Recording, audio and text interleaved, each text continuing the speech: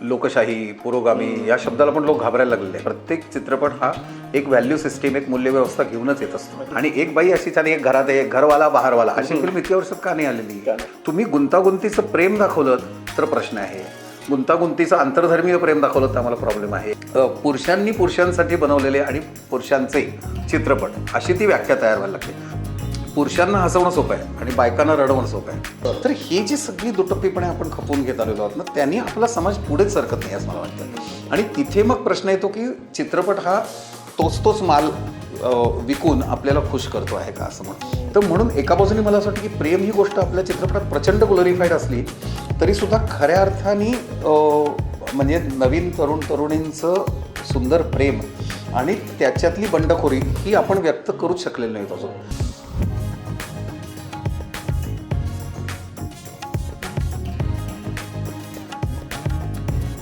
सुनील दादा, तू बऱ्याचशा social media प्लॅटफॉर्म्सवरनं किंवा तुझ्या वेगवेगळ्या जे मुलाखती असतात त्यातनं तू स्त्रीवादी भूमिका मांडत असतोस आणि फेमिनिझमबद्दल तू लिहितही असतोस. तर त्या सगळ्या तुझ्यासाठी फेमिनिझम एक तर काय आहे आणि ते तू तुझ्या क्रिएटिव्हिटी किंवा तुझ्या क्रिएशनमधनं ते तू कसं बघतोस किंवा मांडतोस? हो, खरं आहे. म्हणजे स्त्रीवाद किंवा फेमिनिझम हा सुद्धा ना इतका वापरला गेलेला शब्द आहे आणि तो म्हणजे खूप बदनाम पण शब्द आहे. कारण आपली जी पुरुषी संस्कृती आहे तिला त्या शब्दाची भयंकर भीती वाटते. आणि म्हणजे जसं आजकाल लोकशाही, पुरोगामी या शब्दाला पण लोक घाबरायला लागलेले आहेत. म्हणजे हे माझ्या मते हे खूप सकारात्मक आणि चांगले शब्द आहेत. हां, पण त्यांचा हळूहळू शिव्यासारखा वापर व्हायला लागला आहे. तसा स्त्रीवाद, फेमिनिझम यांच्या हा पण शिवी म्हणून वापरला जायला प्रकार व्हायला लागला आहे. तर हे सगळे प्रकार भीतीतनंच होतात. म्हणजे जसं हुकुमशहानं लोकशाही आणि किंवा सनातनी विचार करणाऱ्यांना पुरोगामी या शब्दाला शिवी द्यावीशी वाटते, तसं जे पुरुषी संस्कृतीमध्ये रमणारे आहेत त्यांना स्त्रीवाद, फेमिनिझम या शब्दाची भीती वाटते आणि त्याला शिव्या घालाव्याशी वाटतात. आणि आपली करमणूक ही या सगळ्या संस्कृतीमधूनच आलेली आहे. ते बनवणारे पण त्यातलेच आहेत आणि काही वेळेला ते बनवणारे तसे असतातच असं पण नाही असं मला आता लक्षात आलेलं आहे. कारण ते स्वतः थोडे वेगळे असतात, पण काय विकलं जातं हे त्यांना माहिती असल्यामुळे जे विकलं जातं ते बनवायचं असं जे विचार करतात ते हळूहळू त्या पद्धतीची मूल्य त्यांच्या चित्रपटांमध्ये, कलाकृतींमध्ये घालत राहतात. अनेकदा लोक काय म्हणतात ना की काय एवढं व्हॅल्यू सिस्टीम वगैरे असं काही नाही आहे. तर असं काही नसतं. म्हणजे यावर माझा अजिबात विश्वास नाही. प्रत्येक चित्रपट हा एक व्हॅल्यू सिस्टीम, एक मूल्य व्यवस्था घेऊनच येत असतो.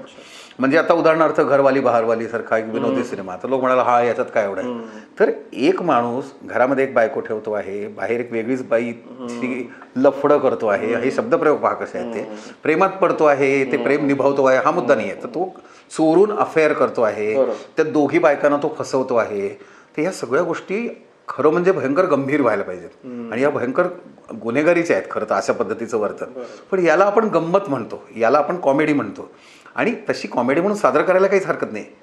हीच म्हणजे घटना जर उलटी करून पाहिली आणि एक बाई अशीच आणि एक घरात एक घरवाला बाहेरवाला अशी फिल्म इतक्या वर्षात का नाही आलेली? अशा प्रकारची लफडी बायका येता जाता करतायत आणि मज्जा करतायत आणि सगळेजण खूप हसतायत त्याच्यावरती. असं का होत नाहीये? कारण हे बघणारा जो प्रेक्षक आहे ना त्याला कसं तरी वाटायला लागेल की एक बाई 2-2 पुरुषांना बिंदास वापरते असं आणि त्याची गंमत घेतोय प्रेक्षक वर्ग. असं नाही होतं. इथे आपल्या लक्षात येतं की आपण एका पुरुषी संस्कृतीत बसूनच हे बघतो आहोत. आता याच्यामध्ये जसं आता लिपस्टिक अंडर माय बुरखासारखी फिल्म आलेली होती की जी बॅन करावी इथपर्यंत आपला सेन्सॉर बोर्ड पोचलं. आता यात घाबरण्याजोगं काहीच नव्हतं. कारण 4 बायका या आपापल्या सेक्शुअलिटीविषयी काहीतरी बोलतायत मोकळेपणाने एकमेकात. त्या कुठं झेंडे घेऊन पण निघालेल्या नव्हत्या. आणि याच्यामध्ये एक थोडी मोठ्या वयाची बाई ही हातामध्ये पुस्तक वाचताना फॅन्टसाईज करते आहे आपल्या सेक्शुअलिटीबद्दल.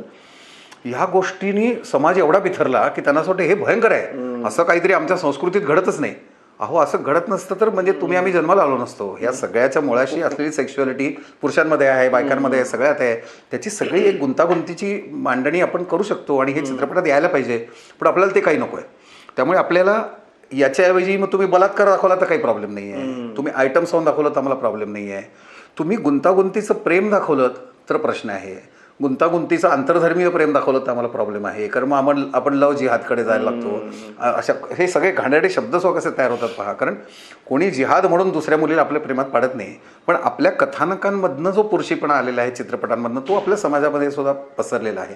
आणि या सगळ्यामुळे पुरुषांनी पुरुषांसाठी बनवलेले आणि पुरुषांचे चित्रपट अशी ती व्याख्या तयार व्हायला लागते. या सगळ्यामधून ज्या उरलेल्या जागा आहेत ना, तिथे आम्ही बाकीची मंडळी कोणतरी आपापलं जागा घेऊन उभे असतो. म्हणजे आम्हाला खुर्ची पण मिळत नाही बसायला तिथे.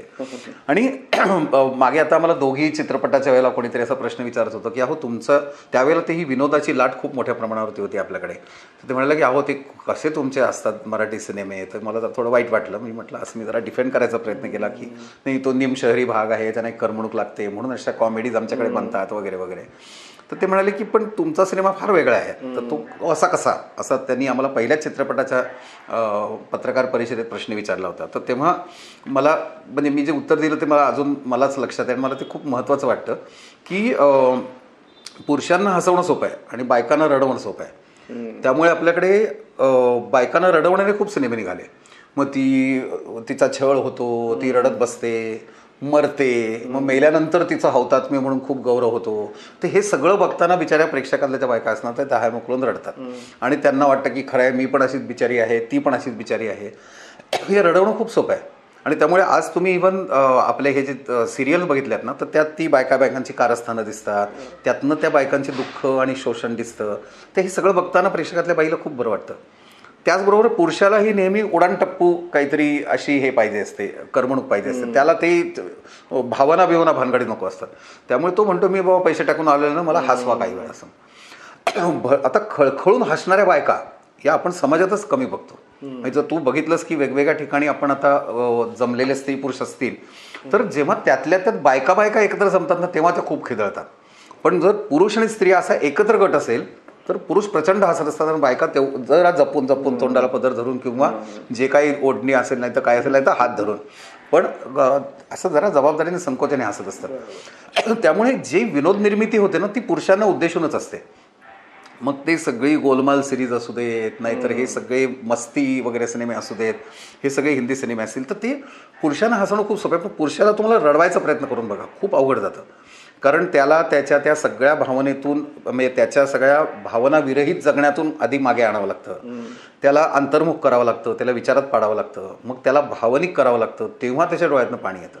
त्यामुळे पुरुषाच्या डोळ्यातनं पाणी आणणं ही नेहमी अवघड गोष्ट आहे. तर ती करून पाहायला पाहिजे असं मला वाटतं. आणि असं जेव्हा डोळ्यात पाणी येतं ना तर that is feminism for me. म्हणजे तू जे म्हणालास ना की तो काही उठून आभाळातून पडलेला शब्द नाही आहे किंवा स्त्रीवाद हा काहीतरी स्त्री पुरुषांच्या भांडणाविषयी चाललेला शब्द नाही आहे. मला असं वाटतं स्त्री पुरुष दोघांनी एकमेकांकडे आदराने बघण्याची जी समानता आहे तेवढीच अपेक्षा स्त्रीवादाची आहे. आणि त्या संस्कृतीमधला जो पुरुषीपणा आहे तर तो बायकांमध्ये पण आहे. कारण म्हणजे उदाहरणार्थ एका घरामधल्या मुलाला भयंकर कौतुकाने वागवणं आणि मुलीला त्यापेक्षा वाईट वागवणं हे जर आई करत असेल तर ती पुरुषीच आहे. ती पुरुषी संस्कृतीतनंच आलेली आई आहे. तर ती केवळ बाई आहे म्हणून मी तिच्या बाजूला नाही आहे. मग दुसऱ्या बाजूने मला तिच्याबद्दल याबद्दल सहानुभूती वाटते की तसं ती का करते. तर तिला असं लक्षात येतं की आपला नवरा म्हातारा होणार आहे आणि इथून पुढे गेल्यानंतर आपला मुलगाच आता घरचा कर्ता पुरुष होणार आहे, मुलगी कुठेतरी दुसऱ्या घरी जाणार आहे. मग भले ती मुलगी म्हातारपणी माझा सांभाळ जरी करणार असेल तरी माझं सगळं प्रेम त्या मुलाबद्दल असणार आहे. कारण आता या घरातला कर्ता पुरुष तो आहे म्हणून ती त्या मुलाला लहानपणापासूनच जास्त कौतुकाने वाढवत राहते. म्हणजे पुन्हा ती वेगळ्या पुरुषी संस्कृतीतच बळी आहे. म्हणूनच ती सुनेशी वाईट वागत असते कारण तिला आपल्या मुलावरचा आपला कंट्रोल सोडायचा नसतो. त्यामुळे बाईच्या विरोधात आहे वगैरे जे म्हणतात त्यावर माझा अजिबात विश्वास नाही आहे. ती बाईच्या विरोधात जाते ती पुरुषाच्याच नालायकपणामुळे जाते. तिथे जर त्या घरच्या पुरुषांनी जर ही जबाबदारी घेतली की तुम्हा दोघींमधलं भांडण होणार नाही यासाठी मी माझ्या वर्तणुकीत काय बदल घडवू, हे जर घडलं तर ती कुटुंबच वेगळी होतील. फक्त मग आपल्याला पाहिजे हे असे खोटे ड्रामे तयार होणार नाहीत जे आपल्याला टी व्ही सिरियलमध्ये बघायला आवडतात ते. त्यामुळे त्या पुरुषी संस्कृतीला आवडणारं जर आपण देत राहिलो ना तर ते चालणार आहे, एवढं नक्की आहे. त्यामुळे चालण्यासाठी म्हणून आपण अशी चुकीची मूल्य देत राहणार का हा प्रश्न मी स्वतःला विचारायला पाहिजे. आणि तिथे मी नाही असं उत्तर देतो. आणि म्हणून मग माझ्या कथानकांमध्ये तो फेमिनिझम येणारच. आणि त्या कारणासाठी मला निर्माते मिळायला अवघड जाणं, मग कदाचित प्रेक्षक मिळणं अवघड जाणं, या गोष्टी मला मान्य कराव्या लागतील. आणि ते हळूहळू करतच तुम्ही समाजाला पुढे नेऊ शकणार आहात तसं करत. आणि हे जे मी म्हटलं ना की म्हणजे आपण समाज म्हणून शिवाय गोंधळलेले खूप आहोत. म्हणजे आपण सिनेमा या गोष्टीकडे भयंकर दुटप्पीपणाने पाहिलं आहे असं मला नेहमी वाटतं. म्हणजे आपल्याला जे करावंसं वाटतंय ते सिनेमात घडवायचं आणि ते प्रत्यक्षात करायला घाबरायचं असं पण एक आहे. म्हणजे जी बंडखोरी आपल्याला पडद्यावर बघायला आवडते ती आयुष्यात मात्र येऊ द्यायची नाही. कारण आता जर आपण वर्षानुवर्ष चाललेले आपले सगळे हिंदी सिनेमे जर तपासून बघितले, म्हणजे मेनस्ट्रीम सिनेमे, हिंदी मला पटकन मनात आलं म्हणून, तर प्रचंड प्रमाणात प्रेमकथा आहेत. म्हणजे ते जर चित्रपट आपण संख्येने बघितले तर खरं म्हणजे आजच्या काळापर्यंत आईबापांनी ठरवलेलं अरेंज मॅरेज ही प्रथा मोडीत निघायला पाहिजे होती. फक्त प्रेमविवाह व्हायला पाहिजे होते. कारण एवढी माणसं भारत देशात प्रेमात पडतात येतात जातात प्रत्येक वेळेला. तर हे चित्रपटात इतकी वर्ष दाखवून सुद्धा आपल्या समाजात का दिसत नाही? समाज उलटीकडेच चाललेला का दिसतो आपल्याला? तर तिथे मला सारखा घोळ हा वाटतो की ती जी दुटप्पी नीतिमत्ता आहे तर ती आपल्याला सगळ्यांना खूप आवडते. त्यामुळे आपण करताना आईबापांना घाबरून लग्न करणार, जातीतच लग्न करणार, धर्माच्या बाहेर जाण्याचा ते विचारच करणार नाही, आणि पडद्यावर मात्र आपल्याला ते बघायला मजा येते कारण आपल्याला जे जमत नाही ते कोणीतरी तिथे करत आहे. मी काय अमक्या मालकासमोर खाली मान घालून काम करणार, पण तिथे पडद्यावरती मला तो दिसला पाहिजे की जो याच्यामधला दिवारमधला अमिताभ बच्चन आहे की मी याच्यापुढे मान तुकवणार नाही वगैरे असं म्हणणार. तर थोडक्यात मला जे जमत नाही ती स्वप्न तिथे तुम्ही पुरी करा, मी परत येऊन माझ्या नेहमीच्या बावळट आयुष्यामध्ये रमतो. असं आपण या प्रेम भावना या सगळ्या गोष्टींविषयी गोंधळ घालून ठेवल्यामुळे ती दुटप्पी नीतिमत्ता चालूच राहिली असं मला वाटतं. आणि त्याच्यात आता दुसरा प्रकार जो मी पुरुषीपणाचा जो म्हटला ना की तो आणखीन एक मजेशीररित्या आपल्या सगळ्या कुटुंब व्यवस्थेचा आहे असं मला वाटतं, आणि जो या सगळ्या आपल्या चित्रपटसृष्टीतल्या कथानकांमध्ये पण आलेला आहे. 2-3 गोष्टी त्यातल्या आलेल्या आहेत. म्हणजे आता उदाहरणार्थ एक आपण जर बघितलं ना तर मातृत्वाचं उदात्तीकरण, म्हणजे मग ते पार भारतमातेपासून ते आपल्या ॲक्च्युअल मातेपर्यंत. तर त्या आईच्या काही आशा आकांक्षा आहेत की नाही, ती आई माणूस आहे का, त्या आईला काही सुखदुःख आहेत का, याचा आपण खरा विचार नाही करत. आपल्या मनात ती एक माता नावाची देवी आपण करून ठेवतो. तेच त्या भारतमातेचं पण आहे की त्या भारत देशासाठी आपण काही करायचं आहे का. आपण कुठल्या तरी मल्टीनॅशनल कंपनीमध्ये कोटीचा पगार घेऊन सगळे पैसे आपल्या अमेरिकेला जात असणार आहेत, पण मी कन्सेप्च्युअली भारतमातेवर प्रेम करणार आहे. हा जो विरोधाभास आहे तर तो आपण निवांतपणे पचवतो आहोत, कारण ती अमूर्त प्रतिमा आहे. त्यामुळे भारतमाता की जय असं एकदा म्हटलं की माझं राष्ट्रीय कर्तव्य पार पडलं, मग मी करप्शन करायला मोकळा आहे, मी लाचलुचपत करायला मोकळा आहे, कारण समाजात तसं करावंच लागतं असं म्हणून. तीच गोष्ट आपल्या कौटुंबिक याच्यात सुद्धा आहे की आई आई आई एवढं सगळं मोठ्या प्रमाणावरती गेलं. त्या सगळ्याचा राजकारणाच्या पद्धतीने म्हणजे कौटुंबिक राजकारणात जो वापर होतोय तो पुरुष मंडळी लक्षातच घ्यायला तयार होत नाहीत. म्हणून आज तुम्ही पाहिलं ना तर त्यात आपल्या चित्रपटांमधली जी हिरोईन असते ना ती सुरुवातीला कमी कपड्यात नसताना आपल्याला दिसते, कारण तिला हिरोचं मन वळवायचं असतं. म्हणून जेव्हा त्याच्या आईसमोर जाण्याची वेळ येते तेव्हा तिचे कपडे बदलावे लागतात, ती वेगळी दिसावी लागते, ती घरगुती दिसावी लागते. त्यामुळे तीच मुलगी ही आईसमोर विकायला कशी चांगली आहे अशा पद्धतीने आपल्याला ती प्रेझेंट करावी लागते, कारण तर ती आवडेल आपल्याला. आणि जर ती वाईट चालीचीच मुलगी असेल तर ती शेवटपर्यंत अश्लील कपडे घालू शकते, कारण मग ती प्रेक्षकातल्या पुरुषांना आकर्षित करत राहू शकते. पण ती वाईटच असल्यामुळे तिने काही मग परत नंतर काय साडी वगैरे नेसून येण्याचं काही कारण नाही. तर ही जी सगळी दुटप्पीपणे आपण खपून घेत आलेलो आहोत ना त्यांनी आपला समाज पुढेच सरकत नाही असं मला वाटतं. आणि तिथे मग प्रश्न येतो की चित्रपट हा तोच माल विकून आपल्याला खुश करतो आहे का असं म्हणून. म्हणजे आता अनेकदा कसं होतं की आता हे प्रेम नावाच्या गोष्टीमध्ये जी एक बंडखोरी आहे की मला अमुक एक मुलगा आवडतो, मला अमुक एक मुलगी आवडते, या प्रेमाला मी खूप महत्त्व देणार आहे, ही गोष्ट मुळात इतकी व्यक्तिवादी आहे की आपला समाज आणि आपलं कुटुंब म्हणतं नाही नाही नाही ह्याच्यापेक्षा काहीतरी मोठं आहे, आपलं कुटुंब मोठं आहे, आपली आई मोठी आहे, आपले वडील मोठे, यांना दुखवून तुम्ही एका कुठल्या तरी क्षुद्र मुलीच्या प्रेमात पडता आणि त्याच्यासाठी तुम्ही हे सगळं सोडायला तयार होता, असं ते पुरुषाला प्रश्न विचारला जातो. जसं सगळ्या कौटुंबिक राजकारणामध्ये मला अनेकदा असं वाटत आलेलं आहे की जसा तो एडिपस कॉम्प्लेक्स हा शब्द आहे ना की म्हणजे जे सोफोक्लिप्सचं नाटक होतं खूप शेकडो हजारो वर्षांपूर्वी लिहिलेलं, तर त्याच्यामध्ये त्यांनी तो एडिपस कॉम्प्लेक्स वर्णन केलं आहे की प्रत्येक पुरुषाच्या मनामध्ये आपल्या आईविषयीचं एक सुप्त आकर्षण असतं, असं एक त्याचं मानसशास्त्रीय विश्लेषण नंतर फ्रॉइडनी पण केलं त्या सगळ्यामध्ये. तर मला असं वाटतं की तो आपल्या भारतीय परंपरेमध्ये तो इतके विचित्रपणे आलेला दिसतो मला काही वेळेला एडिपस कॉम्प्लेक्स, की असं वाटतं की माझी आई सगळ्यात थोर बाई आहे, तिला माझं सगळं मन कळतं, मला खायला प्यायला काय आवडतं ते कळतं, माझे लाड कसे करावेत हेही तिला कळतं. आता प्रश्न कुठे येतो, एका विशिष्ट वयाल्यानंतर सेक्स नावाच्या गोष्टीचं काय करणार, तेवढ्यापुरतं मला एक बाई माझ्या आयुष्यामध्ये आणावी लागते आहे. तर ती आणली तरी ते आईचं स्थान मात्र अबाधित राहायला पाहिजे. याच्यामधून जो एक चमत्कारिक त्रिकोण तयार होता ना, त्याच्यातून ही सगळी वाईट प्रकारची सासू सुनेची भांडणं तयार होतात आणि त्यातनं शेवटी हुंडाबळीपर्यंत आपण पोहोचतोय की हे बघ तुला आणलेलं आहे ते फक्त या काही विशिष्ट गोष्टीपुरतं आणलेलं आहे आणि शिवाय तू थोडा हुंडाबिंडा घेऊन आलीस तर आम्ही तुला घरामध्ये ठेवून घेऊ, अन्यथा तुझी आम्हाला गरजच नाही आहे या घरामध्ये. म्हणजे अदरवाईज माझ्या आईशी असलेला संसार चांगला चाललेला आहे. म्हणजे मला काही काही वेळेला खूप गंमत वाटते, म्हणजे ऐकायला खरंच विकृत वाटू शकेल पण ते आहे असं मला वाटतं म्हणून मी बोलतोय की आता हे सोफोक्लिफ्सचं एडिपस हे नाटक हे खूप शेकडो वर्षांपूर्वी लिहिलेलं आहे आणि त्याच्यावरून एडिपस कॉम्प्लेक्स हा शब्द तयार झाला की ज्याच्यामध्ये मानसशास्त्रीय विश्लेषण करून असं म्हटलेलं आहे की प्रत्येक पुरुषाच्या मनामध्ये त्याच्या आईविषयी एक सुप्त आकर्षण असतं असं म्हणून, आणि ते जीवशास्त्रीय मानसशास्त्रीय दृष्टिकोनातून त्याच्याविषयी नंतर फ्रॉइडनी पण लिहिलेलं आहे. तर मला असं वाटतं की आपल्या भारतीय कुटुंब पद्धतीमध्ये हे फार विचित्रपणे हा एडिपस कॉम्प्लेक्स येतो असं मला काही काही वेळेला वाटतं.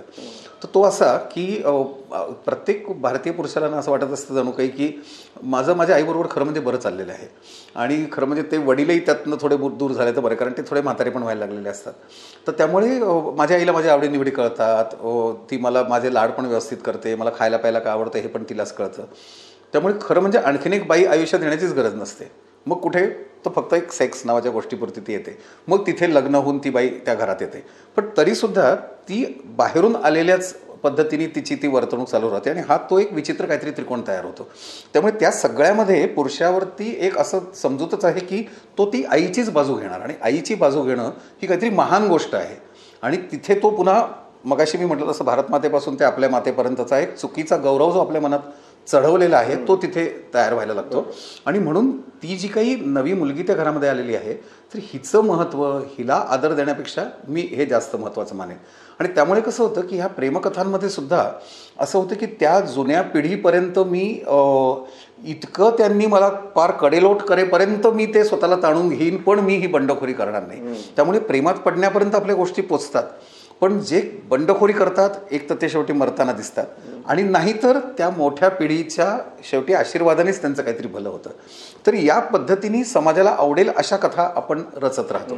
आता हे जे मगाशी मी म्हटलं तो त्रिकोण आहे ना, तो एक प्रकारे आपल्याला हुंडाबळीपर्यंत सुद्धा घेऊन जातो, कारण हिने आणलेला हुंडा कमी पडतो आहे, मग मुळातच त्या आईचं आणि मुलाचं गणित व्यवस्थित चाललेलं आहे, तर मग ही बाई कोण आली शहाणपणा करणारी. म्हणजे अरुण कोलटकरांची खूप सुंदर कविता आहे, म्हणजे सायको चित्रपटाचं हिचकॉकचं उदाहरण देऊन त्यांनी म्हटलेलं आहे की त्यामध्ये ह्याचं टोक म्हणजे सायको चित्रपट आहे की तो स्वतःच्या आईचं रूप घेऊन आलेल्या बाईला मारत असतो.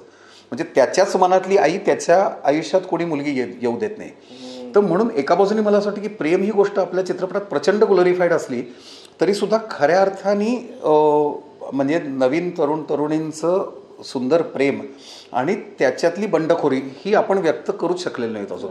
ती करण्यामध्ये आपण खूप कमी पडलो आहे असं मला वाटतं. आणि काही चित्रपटांनी ती खूप चांगली केलेली आहे, तर तिथे समाज थोडा गडबडतो की ह्याला कसं मी ॲक्सेप्ट करू, आणि तितक्या प्रमाणामध्ये समाजाला आपण थोडे घाबरवून पण सोडतो. आणि मग अशी मी म्हटलं तसं की काही प्रमाणामध्ये ही थोडी वेगळी मूल्यव्यवस्था देणारे चित्रपट आज व्हायला लागलेत म्हणून मला खूप बरं वाटतं. अगदी आपल्या हिंदी चित्रपटांमध्ये सुद्धा मग त्याच्यामध्ये अनेकदा गुन्हेगारीचं नेहमीचं उदात्तीकरण सोडून त्यातला एक बिचारेपणा दाखवणारे पण चित्रपट एका बाजूनी येतात, किंवा दुसऱ्या बाजूनी वेगवेगळ्या मूल्यव्यवस्थेला चॅलेंज करणारे पण प्रश्न येतात, चित्रपट यायला लागतात. आणि त्यामुळे म्हणजे आता हे विकी डोनरसारखा सिनेमा असेल, पिकूसारखा सिनेमा असेल, हे जे काही सुजित सरकारचे मला चित्रपट आठवत आहेत, किंवा मगाशी मी म्हटलं तसं यातले काही अनुराग कश्यपचे सिनेमे मला आठवत आहेत, तर ही मंडळी या सगळ्या स्ट्रक्चरमध्ये राहून काहीतरी वेगळं करू बघतायत. आणि हे चित्रपट हे मला प्रयत्न मोलाचे वाटतात, कारण ते तुम्हाला वेगळी व्हॅल्यू सिस्टीम घेऊन येत आहेत, वेगळं काहीतरी तुम्हाला देऊ बघतायत, आणि अशा प्रकारचे प्रयोग होताना दिसत आहेत. आणि त्यांनी मेनस्ट्रीम सिनेमा पण हळूहळू थोडा बदलायला लागतो, म्हणजे नवे स्टार्स निर्माण व्हायला लागतात, एक नेहमीच्या पद्धतीच्या हिरो हिरोईनपेक्षा वेगळ्याच प्रकारची कथानकं यायला लागतात. तर ते चित्र मला थोडं आशादायक वाटतं आणि त्याच्यामध्ये मग मला जायला थोडं आवडेल असं आता वाटायला लागतं. बरं. आणि प्रेम ही जी संकल्पना आहे याचे विविध एक रेंज आहे, एक स्पेक्ट्रम आहे. तो स्पेक्ट्रम मग तो भक्तिरूपी प्रेमपासनं ते आपल्याला एकदम वेगळ्या प्रेमापर्यंत सगळं नेतो. तर ही जी रेंज आहे, ह्या रेंजचे आपल्याला तू कसं बघतो या रेंजमध्ये पूर्ण, आणि प्रेम ही संकल्पना तू कशी मांडू पाहतोस तुझ्या क्रिएशन? मला असं वाटतं की म्हणजे प्रेम आणि मैत्री या दोन ज्या संकल्पना आहेत ना, ज्या मला खूप सुंदर वाटतात, आणि त्या सर्व नातेसंबंधांच्या वर आहेत असं मला वाटतं. म्हणजे हे खरंच आहे की आपले आईबाप आपल्याला जन्म देतात, ची कृतज्ञता आपल्याला असली पाहिजे.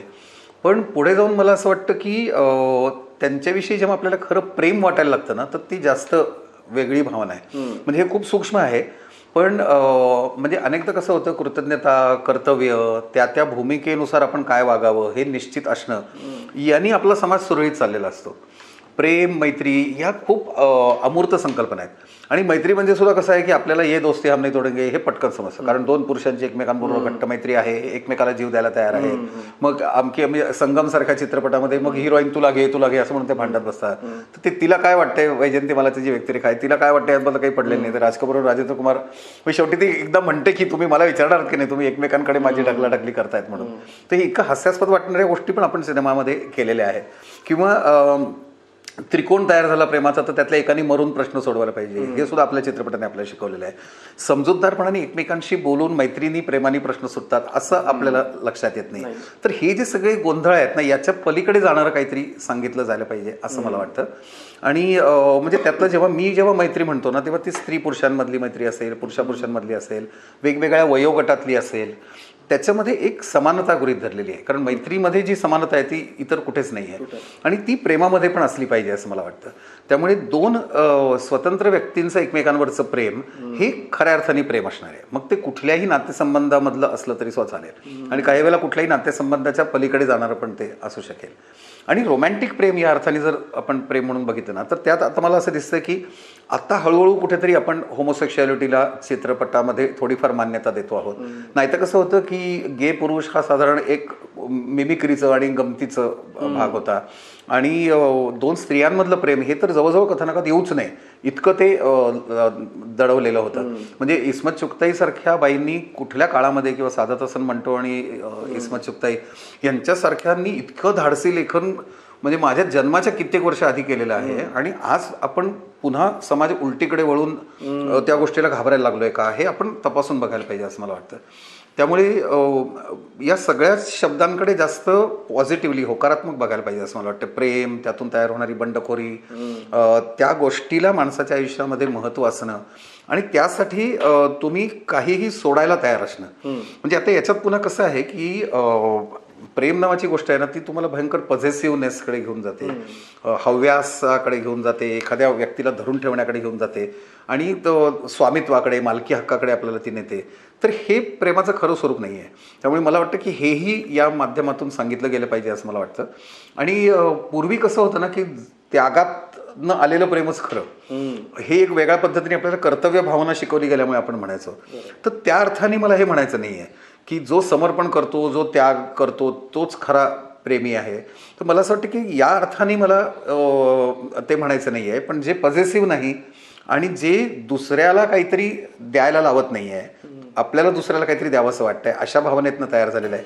तर ही जी सगळी प्रेमाची जातकुळी आहे ही खूप तरल आहे, खूप म्हणजे समानतेतून आलेली आहे आणि उत्स्फूर्त रोमॅन्टिक आहे. तर ती मांडली जायला हवी असं मला वाटतं. ती जिथे जिथे बघायला मिळेल तिथे मला खूप छान वाटतं, ज्या वेगवेगळ्या देशातल्या चित्रपटांमध्ये जेव्हा ती दिसते तेव्हा.